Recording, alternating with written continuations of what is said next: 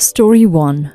My 21 females, dad 48 male, started dating this woman, 29 female, amidst a pandemic in 2022. I took this about as well as you could expect.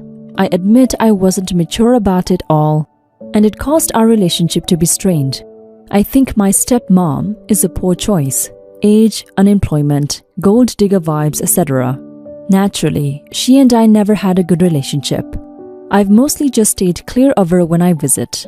The main reason why our relationship soured was because of the following. I started college in 2021, and my dad paid for my first semester. I came home for the vacation and inquired about the second semester fees, and I got an ambiguous answer. I was taken aback because this was unexpected. I reminded him that he had an obligation to pay for my college. He got angry and said he had started a new life and doesn't want to be saddled with obligations of his former life. I fought because my mom also contributed to my college fund. She passed in 2015. But he said he gets the final say. I left after that, applied for a loan, started working, and 3 years later I'm in my final year. But it has been a struggle. I'm bitter, tired, and I have no social life whatsoever. In 2022, I heard my dad and the stepmom had a kid, my half-brother. They got married the same year. I wasn't invited to the wedding, unsurprisingly. I've had no contact with any of them since that day I left home. That was until yesterday. Yesterday he called to ask for $7,000. First call in 2 years, and he didn't even bother asking how I have been. Instead, straight up asked for money. He said he's divorcing stepmom because he found out she's been having an affair. The kid might not be his either.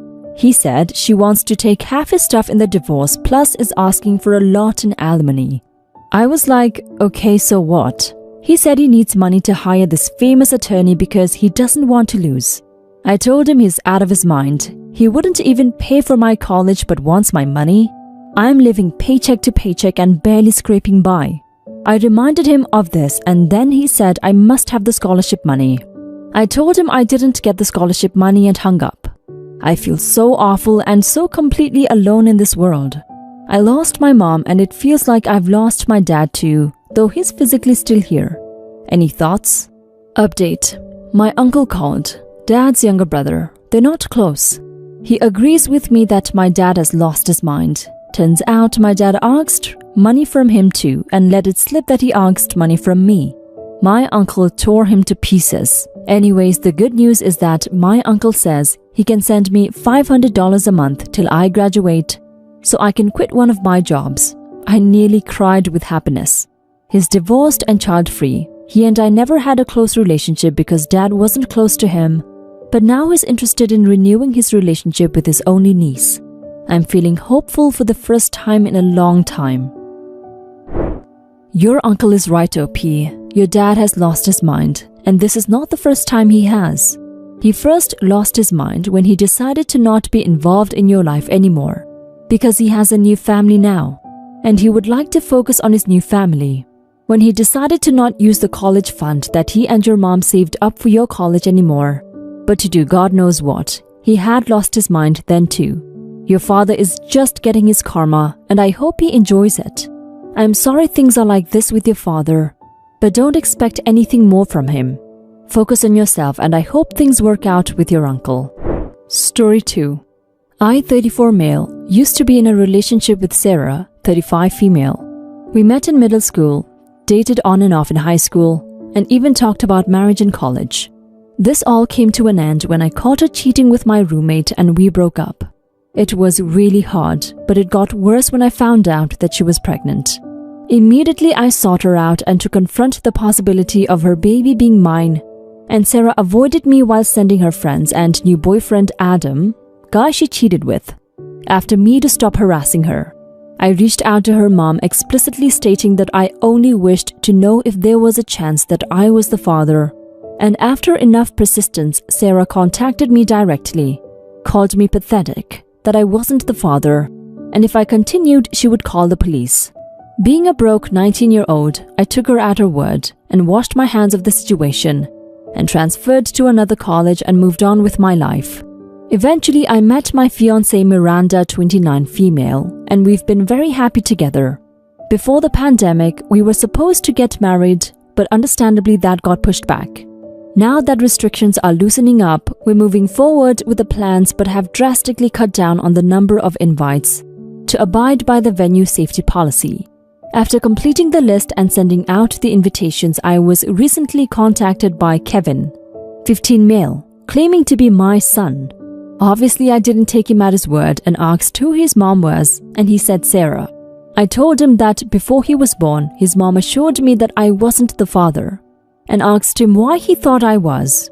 Kevin explained that it came out that Sarah's husband, Adam, wasn't his biological dad, divorced her, and hasn't spoken to Kevin in years. I agreed to take a paternity test and was shocked that I was his dad. I was pissed because I asked Sarah if there was any chance and she denied it. Miranda was surprised but also supportive, and I've been speaking to Kevin regularly while also making plans to see him. He saw on social media that Miranda and I were planning on getting married in the spring and wanted to come. Unfortunately, everyone that we've already invited has all RSVP'd and made special accommodations to attend our child-free wedding. There's no way Kevin can come without Miranda and I disinviting someone else, which we feel is rude. I told Kevin that while I can't invite him to the wedding, I promise to put together another event so he can meet more people in my family. He seemed understanding, but his maternal grandmother called me up to berate me for not making him a priority. Now that I'm aware of his existence, am I the a-hole? Edit. Because I keep seeing this, the venue has a policy on the number of people who can attend due to safety. This isn't about fire codes but COVID, not the fact that the wedding is child-free. Edit 2.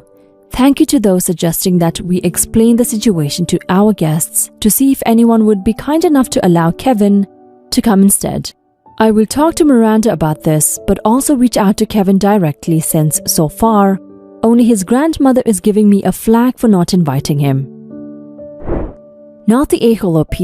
This is all new to you and him. Obviously, it will take time for you to become more comfortable including him first in family events. If anyone is to blame, it is the mother and grandmother. They both lied for years about the true relationship between you guys. Speak to him and make sure that he's truly okay with the situation, and only take his word for it, no one else. Block the grandmother and the mom if the child is old enough to contact you on his own, without needing a middleman.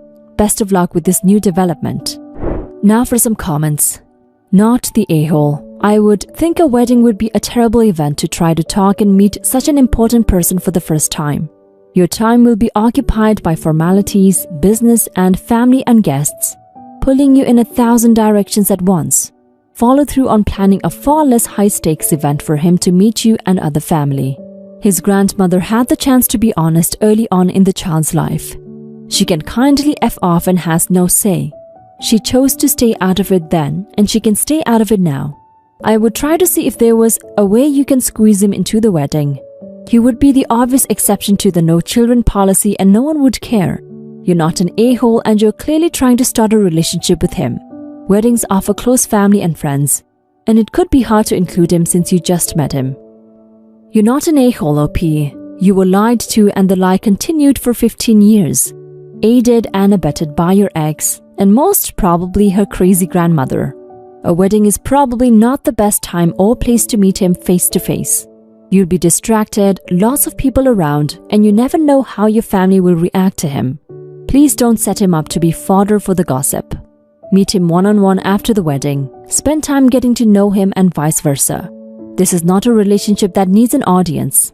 He must feel terribly conflicted, angry and sad. His father abandoned him. He divorced his mother, lied to him, and his father. For years, and he's got a crazy grandmother. Start slow and see how it goes, and don't let anyone tell you how to parent or build your relationship. That's up to you and your son. Best wishes for a long, happy marriage and a good relationship with your son. Story 3. So, my husband and I have a 13-year-old daughter. She plays piano and has participated in several plays in and outside of school. Now here's the thing. My husband invites his mom to every performance our daughter has. Not saying he shouldn't, but Many times she would put my daughter down and point out where she messed up and what she needed to work on. Hello, she's not even an expert in this. This happens every time. My daughter has picked up on these negative comments and her self-esteem kept getting low, and by extension, her performance kept getting low as well. I told my husband his mom needs to either stop putting our daughter down or stop coming to her place. He said his mom is the grandmother and should be included in these events as support. Our daughter had a performance this past Wednesday. I told my husband that his mom can sit this one out, but he said it was too late because he sent her a link of the date and location of the event. I sighed and said nothing. His mom arrived like 20 minutes later, sat next to him and kept pulling him close while whispering in his ear. I just rolled my eyes hard. Once the play was over and after we got a chance to see our daughter, who looked nervous and shaking, mother-in-law looked at her and said, "Let me just say that today's performance was disappointing." My daughter was in shock, and I was floored completely. My daughter started crying, then rushed away. Mother-in-law then casually said, "Oh, I have to go now. I have an appointment with the salon for Chloe's, her other granddaughter's, birthday party." I was fuming. I told her what she said to my daughter was not okay and that she made her upset. She said something along the lines of, "Just telling how it is," and then left. We went home and I lost it on my husband, telling him his mom just keeps putting our daughter down and it's not right. He said I'm being overdramatic and what his mom's doing is just constructive criticism. I told him from now on he needs to stop inviting her to our daughter's performances. He said I was being ridiculous and that I shouldn't expect his mom to be excluded from her granddaughter's life like that. We had a big argument, and now my daughter isn't even interested in playing anymore. My husband said I was way out of line and shouldn't use our daughter in my fight with his mom. He also called me controlling and vicious. Am I the a-hole? Edit. Since this took off and people are asking more questions, I'd like to add some context in bullet point form. 1. My mother-in-law and I don't talk due to past disagreements. 2. Mother-in-law is uncomfortable with the concept of playing piano and thinks that my daughter is wasting time and getting distracted with zero benefits since she and my husband wanted to become a doctor. My daughter doesn't want to become a doctor, but that's an argument for another time. 3. Mother-in-law thinks I'm wasting my husband's money because I enrolled my daughter in piano classes. Have been since she was 9. 4. My husband told me he will keep inviting his mom over and over and over again till I learn to stop using our daughter as a tool to fight his mom with. Believe me, I'm not. Now for some comments. Your husband and his mother are the sort of people who confuse cruelty with honesty. The meaner and more hurtful a statement is, the truer it is. People like this are not relationship material, and they are certainly not parent material. Since it's a little late to reverse course in your case, your best bet is to focus on figuring out whether or not your husband is willing and or able to do the work necessary to become a decent husband and parent, or if he's so entrenched in his mother's worldview that he's beyond salvation.